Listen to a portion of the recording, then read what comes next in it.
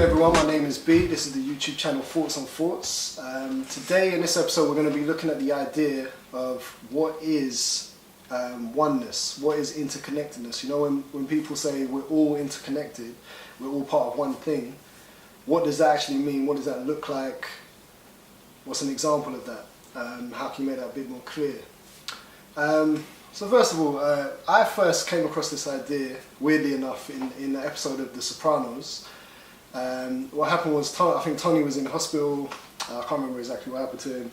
But anyway, he was talking to this old guy and they were watching a boxing match. And they were kind of, getting to know each other.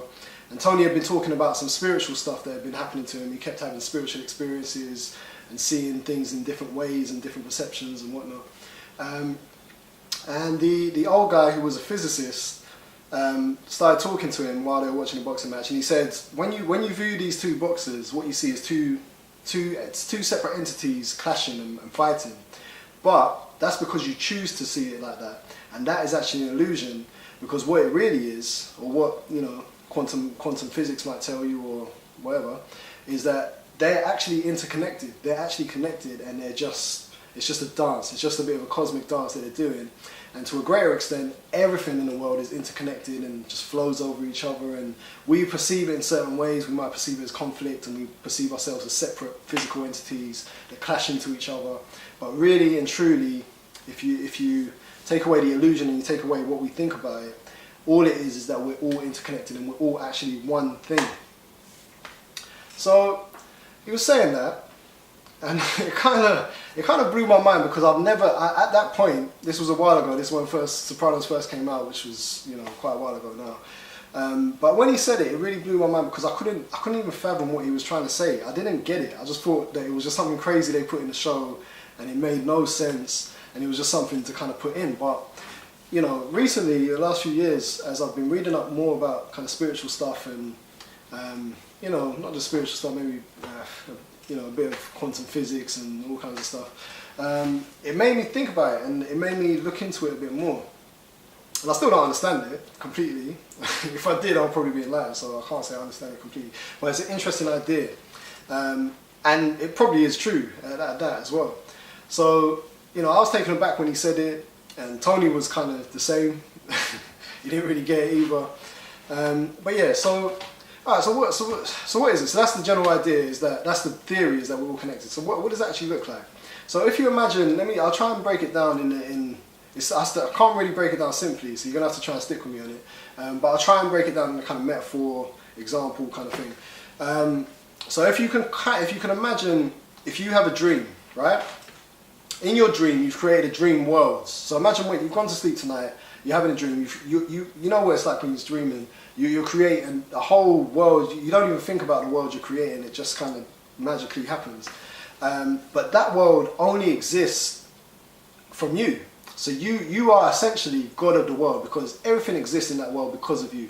All the people exist. They're all you, technically. They're all you. They're ideas, they're concepts of you. So they exist because of you, and they exist out of you. But they don't exist in physical reality. That's the only difference. They exist in your your mental world. But they can't exist it's impossible for them to exist out of that reality. And so they can only exist in that, right? So everything in that world is you. So if there's any buildings, if there's any people, if there's any mountains, sea, sky, everything is you. Technically, everything is you. Now, if you had someone in there, if you met a person in there, so say you went in your dream and you're you, sometimes you can be anyone in your dream, you can be a cat or whatever, but say you're you for just ease, and then you go and talk to someone that's in your dream. Now, when you talk to that person in that dream, they'll be convinced that they're not in a dream. They're or they could be, maybe they realize, I don't know, but they'll more than likely, if you talk to someone in your dream, they don't know, they're going to react to you as if they're not in your dream, as if they're a separate entity. They might think that they're a separate entity. So if they do think they're a separate entity, it doesn't change that they're still you, right? So they think that they're a separate entity, but in reality, they're just a part of you. They're just experiencing the dream from a different perspective, but it's still you, right? Because you've created it. You've created everything. So if you kind of shift that into what we're living in now, which is the universe, or the world, or whatever, it doesn't matter, whatever you believe. Right, it's the same kind of principle when you actually think about it. We're all part of the universe. We're born into the universe. We're born from the universe. We exist only because of the universe, so we can only exist on the world, really. We're not able to exist anywhere else. We're not able to exist outside of the universe, outside of time and space. We can't exist outside of time and space. The same way the guy in the dream, he can't exist outside of his universe, which is his time and space, which is your dream. He can't exist outside of that. We can't exist outside of that, right? When we die, we go back into the universe as energy or as whatever. So we're not separate from the universe. We're completely intertwined with the universe, right? And we're all intertwined with the universe. So that means we're all part of it. So we're all one, right?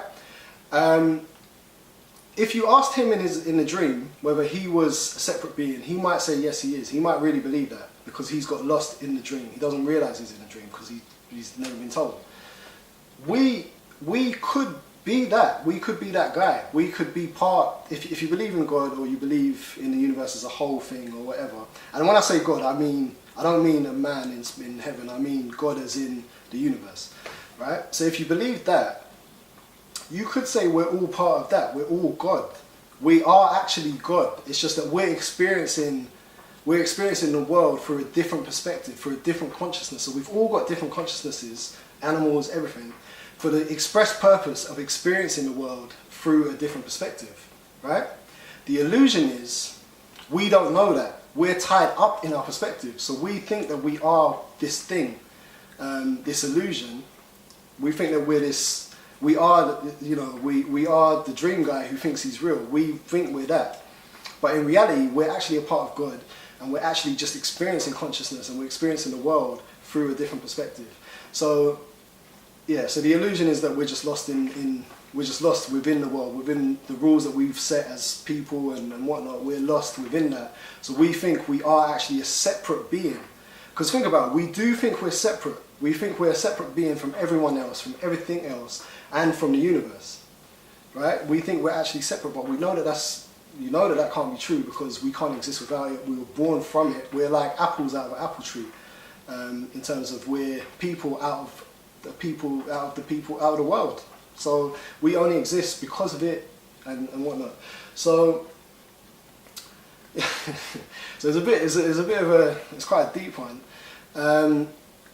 So if for example if the guy in the dream was to realize that he was in a dream, he's now free to do anything because he realizes that there's no actual self.